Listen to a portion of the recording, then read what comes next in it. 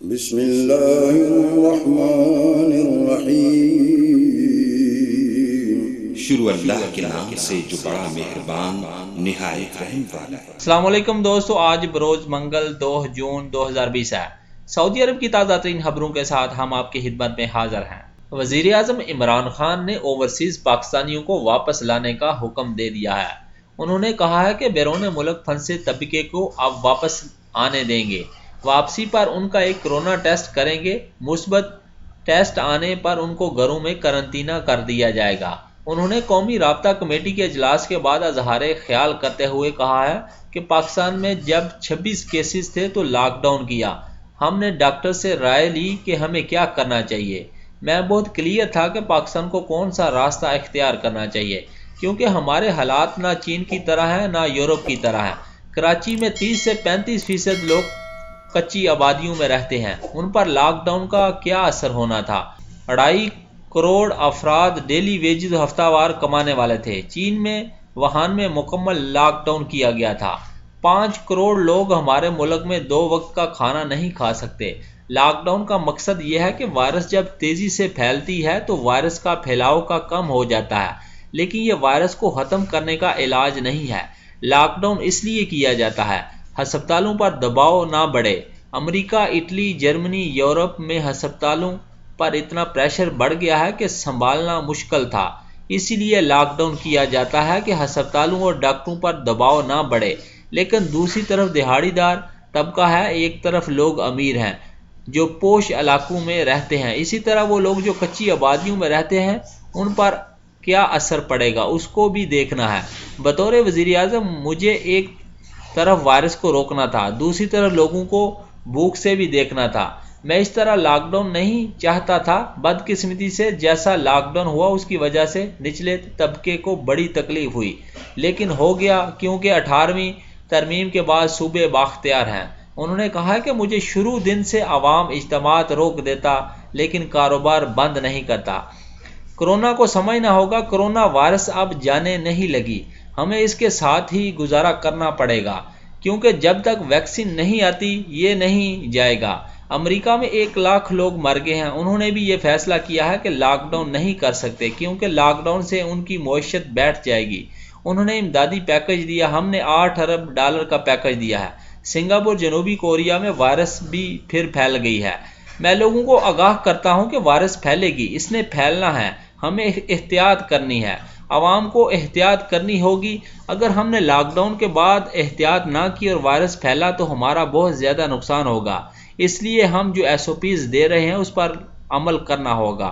اب ہمیں ٹورزم کو بھی کھولنا ہے، کیونکہ وہ علاقے جن میں لوگوں کا سیاحت کے شعبے سے روزگار وابستہ ہے ان کے پاس یہی 2-3 مہینے ہوتے ہیں۔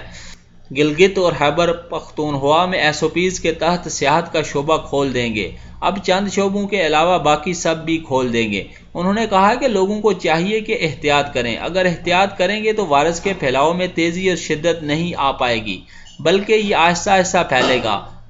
شوگر، بلڈ پریشر کے مریضوں اور بزرگوں کا خاص خیال رکھنا ہوگا۔ بھارت کی مثال سامنے ہے، ہندوستان میں لاک ڈاؤن سے غربت پھیل گئی ہے، اس لیے اگر لاک ڈاؤن بڑھا تو غربت بھی بڑھے گی۔ 25% لوگ ملک میں غربت کی لکیر سے نیچے ہیں۔ ہمارے حالات ایسے نہیں ہیں کہ لوگوں کو مزید پیسے دیتے رہیں۔ انہوں نے کہا کہ لاک ڈاؤن کی وجہ سے ہماری معیشت بھی بہت زیادہ متاثر ہوئی ہے، ہماری ٹیکس کلیکشن 30% تک کم ہو گئی ہے، ایکسپورٹ گر گئی ہے، ہماری ترسیلات زر بھی کم ہو گئی ہے، بین الاقوامی سرمایہ کاری بھی اب رک گئی ہے۔ وزیر اعظم عمران خان نے یہ بھی کہا کہ ڈاکٹرز ایسوسی ایشن سے بھی ملاقات کروں گا۔ پہلے دن سے ہیلتھ ورکرز اور ڈاکٹرز کی فکر تھی، ہمیں پتہ ہے کہ ہیلتھ ورکرز اور ڈاکٹرز پر دباؤ ہے۔ آج اٹلی کے وزیر اعظم سے بات ہوئی ہے، انہوں نے بتایا کہ طبی عملے پر کتنا بوجھ پڑا ہے، ہم سب کو احساس ہے، ہمیشہ سوچتے ہیں کہ ڈاکٹرز اور نرسز کی کیسے مدد کریں۔ ہسپتالوں میں 50% سے زیادہ وینٹیلیٹرز دستیاب ہیں۔ انہوں نے کہا کہ پاکستان مزدور دبئی، سعودی عرب، یورپ اور دیگر ممالک میں پھنسے ہوئے ہیں۔ بیرون ممالک میں پھنسے پاکستانیوں کو واپس لانے کا فیصلہ کیا ہے، اوورسیز پاکستانیوں کو فوری واپس لانا چاہتے ہیں۔ رکاوٹ یہ تھی کہ جو بھی کیسز آئے وہ باہر سے پہلے آئے تھے، اسی لیے صوبوں نے کہا کہ ہم اتنے زیادہ لوگوں کو نہیں لا سکتے جب تک انتظامات نہ مکمل کر لیں۔ ہمارا مزدور طبقہ بیرون ملک میں پھنسا ہوا ہے۔ فیصلہ کیا ہے کہ مزدوروں کو اب آنے دیں گے، واپسی پر ان کا ایک ٹیسٹ کریں گے، جس کا ٹیسٹ مثبت آئے گا ان کو گھروں میں ہی قرنطینہ کر دیا جائے گا۔ سعودی وزارت صحت نے نئے کرونا وائرس سے بچاؤ کے لیے ٹیکسی سروس کے لیے نئے SOPs جاری کیے ہیں۔ آجل ویب سائٹ کے مطابق وزارت صحت نے واضح کیا ہے کہ ٹیکسی پر سوار ہوتے وقت سینیٹائزر اور اضافی حفاظتی ماسک ساتھ رکھا جائے۔ سواری پچھلی نشست پر بیٹھے، نشست اور ٹیکسی کے کسی بھی حصے کو چھونے سے پرہیز کریں جب ٹیکسی کا کرایہ آن لائن ادا کیا جائے۔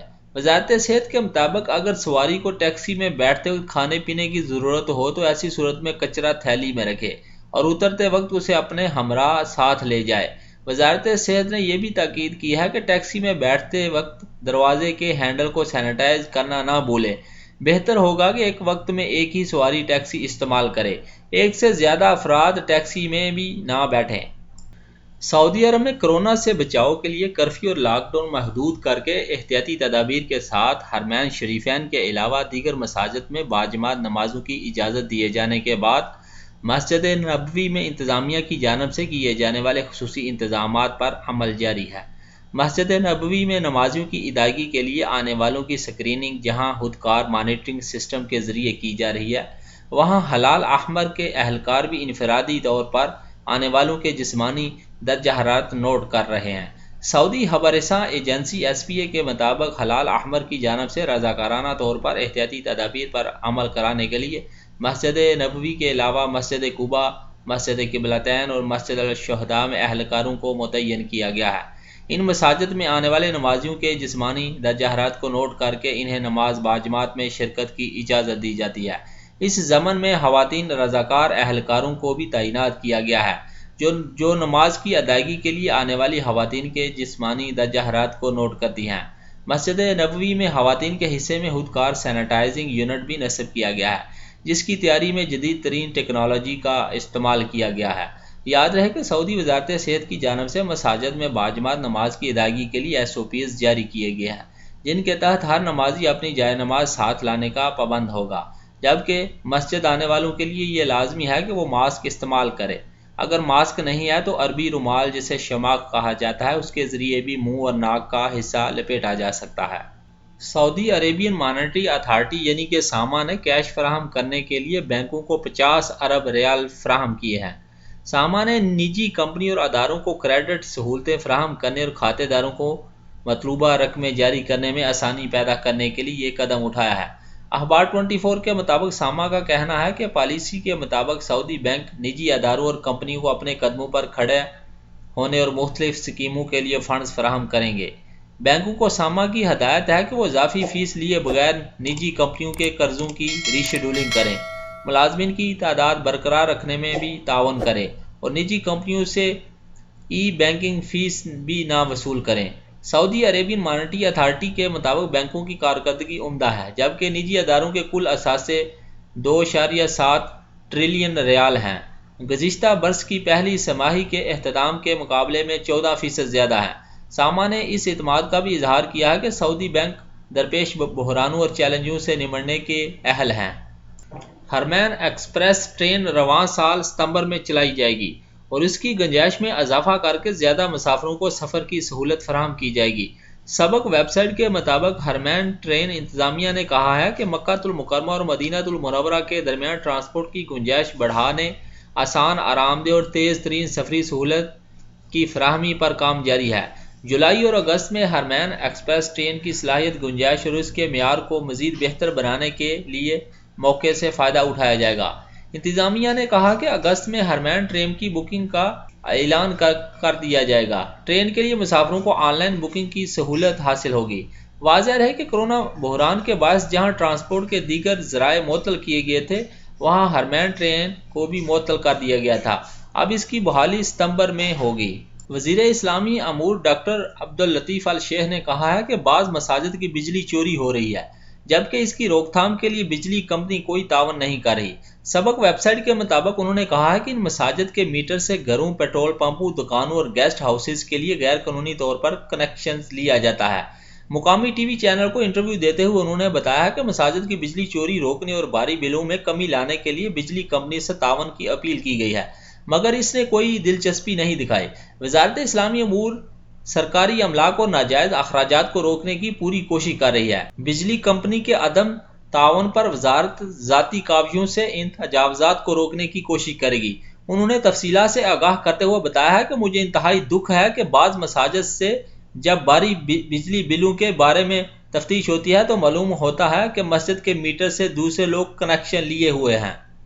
دوستو میری ویڈیو اگر اچھی لگے تو اپنی رائے کا ضرور اظہار کیجیے گا اور میرا چینل گلف اردو نیوز ضرور سبسکرائب کیجیے گا اور بیل کا بٹن ضرور دبائیے گا۔ شکریہ۔ السلام علیکم ورحمۃ اللہ وبرکاتہ۔ فی امان اللہ۔